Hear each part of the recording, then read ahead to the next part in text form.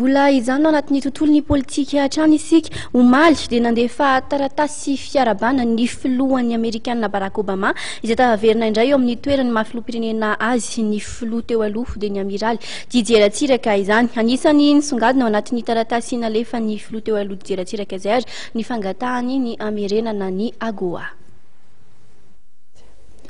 Nangataka ny amerenana ny fandaran'asa AGOA, African Growth and Opportunity Act ny amiraly Didier Ratsiraka tao anatin'ny taratasy fiarabanan'ny filoha Amerikanina Barack Obama. Ny AGOA izay anisan'ny fandaran'asa goavana amin'ny sehatry ny fanodinana lamba omen'ny Amerikanina ho an'ny firenena eto Afrika ary saika niankin-doha tamin'ny avokoa ireo orinasa avakaba teto amintsika ary maro tamin'izy ireo ny voaterina nakatom-baravarana ary mpiasan'alina maro ny very asa rehefa nitapahan'ny États-Unis ny AGOA ny taona 2004.